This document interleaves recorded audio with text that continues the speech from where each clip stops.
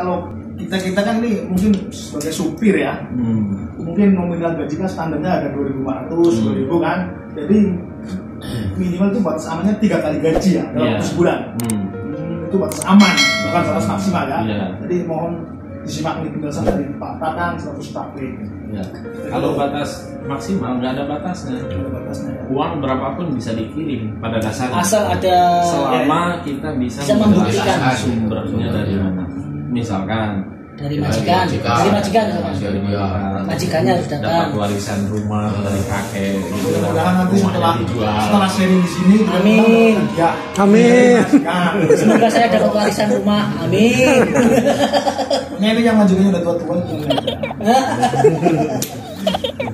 Terus yang kedua $2.000. Yang ketiganya tergantung kebijakan masing-masing bank. Yang jelas kalau dari sisi teller, tugas bank ketika ada seseorang mengirimkan uang, contoh kecil 20.000, jumlahnya itu melebihi 3 kali lipat gaji standar profesinya si pengirim.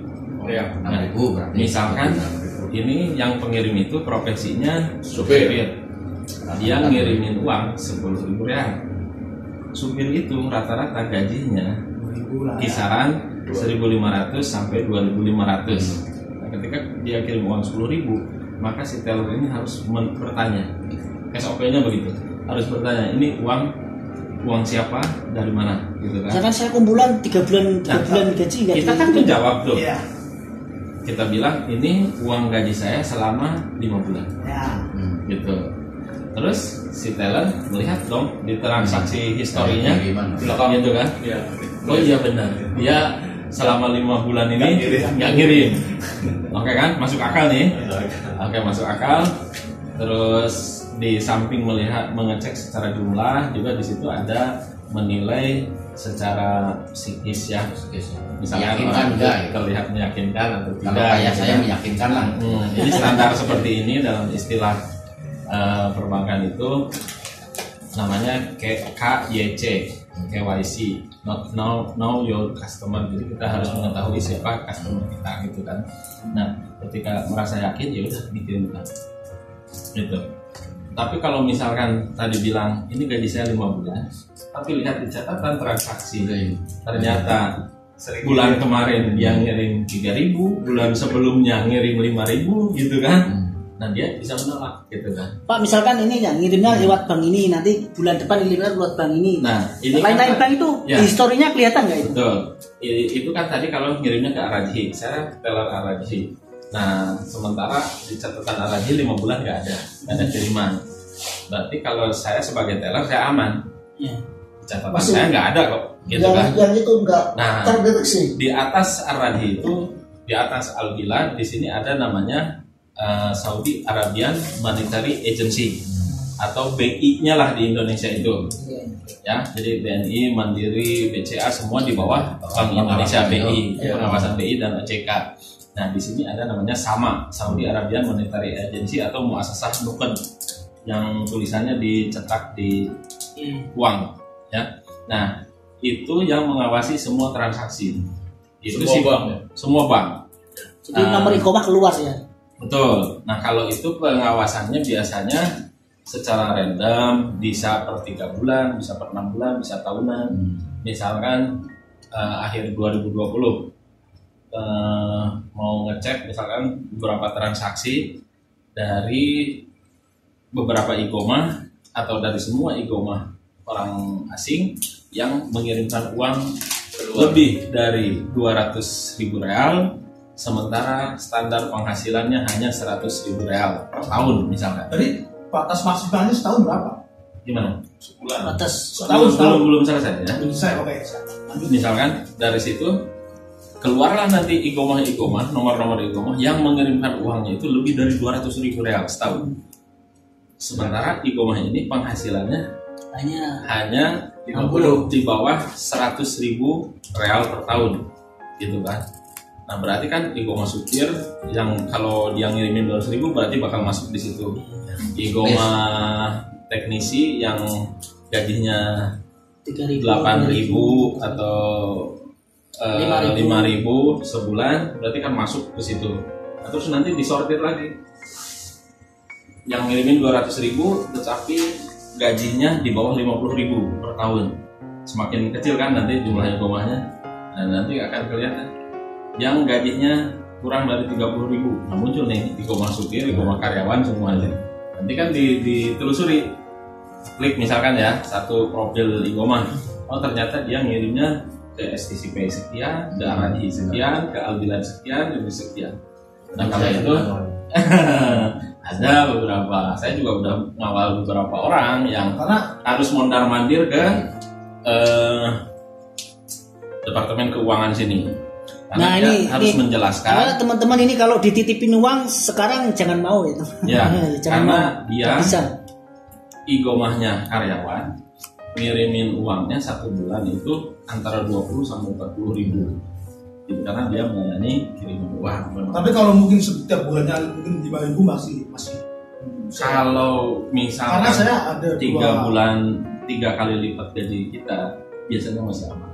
Karena saya ada 2 PRT, seluruh membeli saya, paling kan 5.000 sebulan. Nah, jadi gini, ketika kita misalkan nanti di BAP itu, ada juga teman yang kasusnya sama seperti itu. Dia ngiriminnya antara 10.000 sampai 15.000. Jadi ketika dipanggil, dia menjelaskan di depan penyidik itu bahwa ini titipan dari pembantu yang kerja di rumah majikannya. Nanti dibuktikan. Nah, ini si penyidik ini meminta untuk mendatangkan saksi 2 orang, si pembantunya 2 orang atau majikannya.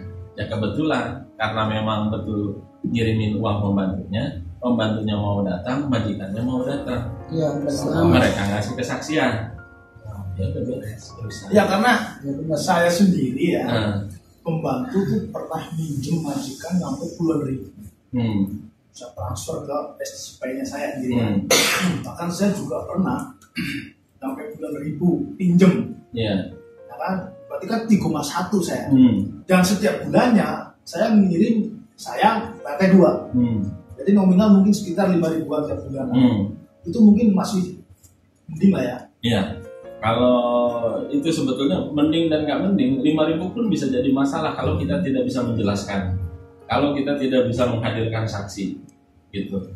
Nah, sebaliknya, misalkan ada teman kita di sini yang setiap bulan dia kirim uangnya antara nabungnya ya antara 35 sampai 50.000 per bulan, karena ternyata dia gajinya di atas 70.000-an di sininya kerjanya di Nokia.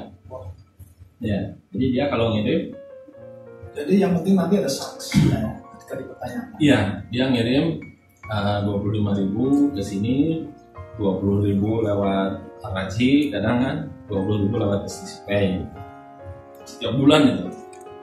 Tetapi kalau misalkan kadang kalau dia lagi dia pengennya 1 kali gitu kan, ini melalui Araji 40.000. Untuk pertama, dia sama petugas Araji itu, karena saya sebagai tellernya, saya mempertanyakan dong, ini menahnya jabatannya di situ teknisi itu standar gajinya sekian untuk Arab Saudi, orang asing teknisi gajinya sekian, tapi ini gajinya uang yang dikirimnya waktu itu 47.000. Otomatis kita harus bertanya. Nah, kita tanya, dia bilang, si Pak bilang, ya ini gaji saya bulan ini. Oke, kalau gitu coba karena penampilannya terlente pakai jas kayak apa gitu ya. Ya kita mintain surat keterangan dari kantor. Ya. Pantes enggaknya gitu kan. Ya.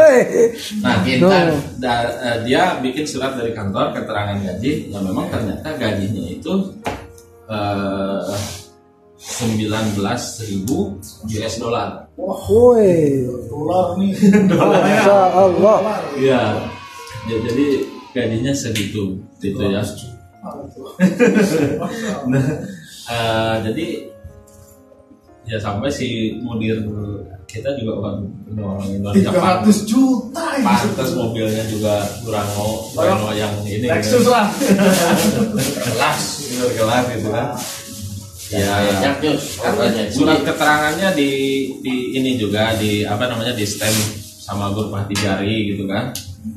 Jadi sudah sah secara hukum gitu kan. Jadi karena kalau saya sekonyong-konyong ngirimin aja gitu nanti bakal saya yang kesangkut loh. Tapi kalau saya punya dasar, punya bukti, oh ini surat keterangan gajinya sudah di stem berupa di jari, ya uangnya saya kirim. Dan itu rutin setiap bulan. Ya, karena memang gajinya besar. Oke. Berarti tapi batas maksimalnya untuk kita ini apa itu ada batasan? Kalau batas aman, bukan batas maksimal ya. Kalau batas aman yang uang rutin yang dikirim itu 3 kali lipat gaji standar. Setiap bulannya. Ya, itu batas amannya.